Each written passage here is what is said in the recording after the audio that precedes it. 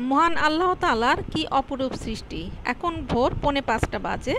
জানালার দিকে তাকাতেই মায়াময় একটা দৃশ্য দেখে একটা মায়ার জালে আটকে গেলাম। আলহামদুলিল্লাহ। আমার প্রিয় ভিউয়ার্স, আসসালামু আলাইকুম। কেমন আছেন আপনারা সবাই? আশা করি মহান আল্লাহ তাআলার রহমতে আপনারা সবাই ভালো আছেন। আলহামদুলিল্লাহ, আমিও ভালো আছি। তাই তো ব্লগস বাই চুমকি রান্নাঘরের আরও একটি নতুন ব্লগ নিয়ে আপনাদের মাঝে হাজির হয়ে গেলাম। কারণ ব্লগস বাই চুমকি রান্নাঘর তো আপনাদেরকে নিয়েই। তো তারপরে সুন্দর একটা ভোর আপনাদের সাথে শেয়ার করার পরে আমি নামাজ আদায় করে চলে গেলাম রান্নাঘরে। একই সাথে দুই বেলার জন্য চিকেন খিচুড়ি রান্না করে ফেললাম। এর মাঝখানে কিছু আলুও দিয়েছি, অনেক বেশি মশলা টশলা দিয়ে একদম মজা করে রান্না করেছি। এখন আপনারা হয়তো বলতে পারেন যে এত ভোরবেলায় উঠে এত রান্না কেন।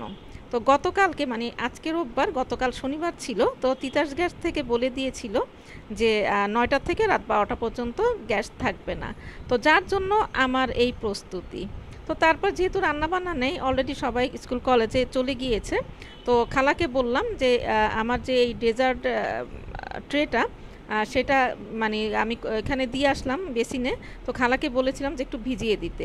তো খালা তো একবারে ফোয়ারা বানিয়ে দিয়েছে, মানে কলটা ছেড়ে দিয়েছে আস্তে আস্তে, তো সেটা নাকি আস্তে আস্তে ভিজবে। তো এদিক দিয়ে তো পানির অপচয় হচ্ছে, একদম পানির 12টা বাজিয়ে দিচ্ছে। তো আমি বললাম যে খালা একবারে তো ফোয়ারা বানিয়ে দিয়েছো। তো বললো যে আস্তে আস্তে ভিজার জন্য দিয়েছি। তো আমি মানে অনেক বেশি হাসি এসে পড়েছিল। তো ওদের অনেক সময় যে অনেক কিছু কথায় যে নিজের অজান্তে আমি হেসে ফেলি। তো যাই হোক, তো আমি তাড়াতাড়ি এটাকে যেটা করলাম, তো মনে করলাম যে ঘরের যে কাজগুলো সেগুলো আজকে অনেকগুলোই মনে হচ্ছিল যে সব কাজই একসাথে করে ফেলি। তো এই আমার ডেজার্ট ট্রেটা আমি ক্লিন করলাম, ক্লিন করে পানি ঝরতে দিয়ে তারপরে একটু উপর দিকে চলে গেলাম। তো মনে করলাম যে যেহেতু আজকে গ্যাস থাকবে না, নেই, আমি তো মনে করেছিলাম যে হয়তো বা গ্যাস নেই, একদম মানে চলেই গিয়েছে। এখন 9:15 বাজে, মানে 9টা থেকে যাওয়ার কথা। তো অলরেডি আমার চুলার যা কাজ ছিল অলরেডি সব কিছুই কিন্তু করে ফেলেছি। তো আর এই যে এখানে চলে এসেছি, দেখতে পাচ্ছেন আকাশটা একদম রকেটের মতো। ছোটোবেলায় কিন্তু এরকম দেখলে কিন্তু আমরা বলতাম যে রকেট। তো তারপরে এই রকেট দেখতে দেখতে কিন্তু ছোটোবেলার স্মৃতিচারণ করতে করতে তারপরে দেখলাম যে এদিক দিয়ে আমার বেলি ফুলের সুবাস আমাকে কাছে টানছে। তো তারপরে চলে গেলাম আমার সেই বেলি ফুলের কাছে। তো আর যে দেখলাম যে দেখেন প্রতিটা ডালে ডালে বেলি ফুল ফুটে আছে, আর কি যে অপরূপ মানে সুগন্ধ ছড়াচ্ছে, এটা আর বলে বোঝানো যাবে না। আর এদিক থেকে দেখেন সূর্যি মামাও আস্তে আস্তে উকি দিচ্ছে, আর আকাশে কিন্তু একটু মেঘও আছে। আরও যে দেখেন রকেটটা কিন্তু এখনও দেখা যাচ্ছে। তো আবারও চলে আসলাম আমার এই বেলি ফুলের কাছে।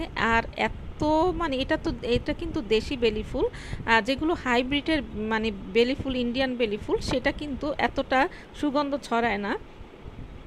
আর এই দেশি বেলি ফুলটা এটাই কিন্তু অনেক বেশি সুগন্ধ ছড়ায়। আর ফুলের কাছে আসলেই আপনার মনে আসলে যতই দুঃখ থাকুক, যতই কষ্ট থাকুক, যতই আপনার মনটা খারাপ থাকুক, আপনি ফুলের কাছে এসে যদি একটু দাঁড়ান, আপনি দেখবেন যে আপনার মনটা কিন্তু অনেকটা ভালো হয়ে গিয়েছে। আমি কিন্তু মানে অনেক সময় এই কাজটা করি, যে আমার মনটা মনে হয় একদমই ভালো হয়ে যায়। আর আসলে কিন্তু যে ফুল, আমার মনে হয় যে তখন হয়তো ফুলরা আমাদের সাথে কথা বলে, আমাদের দুঃখগুলো উপলব্ধি করে। তো আমার কাছে কিন্তু এটা মনে হয় যে কারণ ওদের কাছে গেলেই যেন মনটা একদম ভালো হয়ে যায়, আমরা প্রফুল্ল হয়ে যাই। আলহামদুলিল্লাহ, সবই মহান আল্লাহ তাআলার সৃষ্টি। তো তারপরে নিচে নেমে আসলাম, এসেই আমার যে হলুদ মরিচের গুঁড়াটা, সেটা আজকে গতকালকে আপনাদের ভাই এটা গুঁড়া করে এনে দিয়েছিল। তো আমি এগুলো সব চেলে টেলে সব মানে কন্টেনারে ভরে ভরে রাখছিলাম অনেক যত্ন করে। কারণ আমি কেন জানি না বাইরের কেনা হলুদ মরিচ খেতে পারি না, আর এগুলো যতক্ষণ আমি নিজে না করব ততক্ষণ পর্যন্ত যেন আমি কোনো শান্তিই পাই না। তো আমি কিভাবে হলুদ মরিচের গুঁড়া ফ্রোজেন করি, এই ভিডিওটা কিন্তু আমার এই চ্যানেলে আছে, চাইলে আপনারা একটু দেখে নিতে পারেন। আর আমার এই ভিডিওটা কিন্তু ভাইরাল হয়েছিল। তো আর আমি যে প্রসেসে এই হলুদ মরিচের গুঁড়াটা রাখি, সেটা কিন্তু আপনারা টানা 1 থেকে 2 বছর বা তারও বেশি আপনারা কিন্তু রেখে দিতে পারেন। তো আজকে কিন্তু আমার মানে হলুদ মরিচের গুঁড়াটা একই সাথে 2 রকম হয়েছে, কারণ আমার ছেলের যে টিচার আলহামদুলিল্লাহ সে একজন আমাদের বাসার ফ্যামিলি মেম্বারের মতোই। তো উনি আমার জন্য কিছু হলুদ নিয়ে এসেছিল চট্টগ্রাম থেকে, আর চট্টগ্রামের যে মরিচ সেটা, তো সেইগুলোর সাথে আমি আবার যে আপনাদের ভাই আমাকে এনে দিয়েছে ঢাকাইয়া মরিচ আর খুলনা না কোথাকার যেন হলুদ, তো সব মিশিয়ে আমি গুঁড়ো করেছি। তারপরে এই যে আপনাদের ভাই হলুদ মরিচ গুঁড়া করতে যেয়ে ওখানে নাকি গ্রামের ছোট ছোট আমগুলো পেয়েছিল, মানে পাকা জামরুল ছিল, তো সেগুলো নিয়ে এসেছিল। তো মনে করেছিলাম যে সেই আমগুলো দিয়ে মরিচের গুঁড়া দিয়ে একটু মেখে খাবো, কিন্তু আজকে যে এত কাজ করতে ইচ্ছা করলো যে মানে রান্না করিনি। তো তার জন্য মনে হলো যে ঘরের যে খুঁটিনাটি কাজ সবই একসাথে করে ফেলি, যার জন্য খাওয়ার কথা আর মনেই ছিল না। কিন্তু আমাদেরকেই কিন্তু শুনতে হয় যে রান্না যদি না থাকে তাহলে আমাদেরকে শুনতে হয় আজকে তো সারাদিন অবসর। হ্যাঁ, যে খালি কি রান্নাই, রান্না ছাড়া কি একজন গৃহিণীর আর কোনো কাজ নেই? তাহলে এতগুলো মানে ঘরের এতগুলো কাজ কিভাবে হয়, আর এতগুলো যে সব কিছু মেনটেন করা এগুলো কিভাবে হয়? তো আসলে কিন্তু আমরা গৃহিণীরা যারা বাসায় থাকি তাদেরকে সবাই আসলে অলসই মনে করে আর কি, কিছু তো আর বলার নেই, করারও নেই। তো মরিচের গুঁড়াগুলা যখন চালা হয়েছে তার উপরে যে অংশটুকু থেকে যায় সেটাকে কিন্তু আমি চিলি ফ্লেক্স হিসেবেই ব্যবহার করি, কারণ আসলেই কিন্তু এটা চিলি ফ্লেক্সই। আর এই ধরনের চিলি ফ্লেক্স কিনতে কিন্তু একটা ছোট কন্টেনারে প্রায় 80 টাকা দাম নেয়। তো সেটার তো দরকার নাই, তো আমরা তো এভাবেই করে চিলি ফ্লেক্সটা ঘরে রেখে দিতে পারি, আর এটা কিন্তু অনেক দিন যায়। তো বেলা 11টার সময় আমি কি মনে করে চুলাটা একটু অন করেছি, ওমা দেখি যে চুলাতে গ্যাস আছে।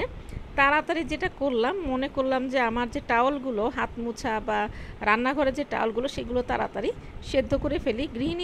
গৃহিণীদের মাথায় কিন্তু এগুলোই সারাক্ষণ ঘুরতে থাকে। তো যা হোক, আজকে আমার এই ভিডিওটা শেষ পর্যায়ে চলে এসেছি। যদি ভালো লেগে থাকে প্লিজ একটা লাইক দিয়ে দেখা শুরু করবেন, আর ব্লগস বাই চুমকি রান্নাঘরের পাশেই থাকবেন, কারণ ব্লগস বাই চুমকি রান্নাঘর তো আপনাদেরকে নিয়েই। আর আপনারা আছেন বলেই তো আমি নতুন নতুন মানে এক একটা ভিডিও দেওয়ার আগ্রহ খুঁজে পাই। আর আপনাদের কাছে আবারও অনুরোধ করি ভিডিওটা দেখার আগে একটা লাইক দিয়ে নেবেন। আল্লাহ হাফেজ।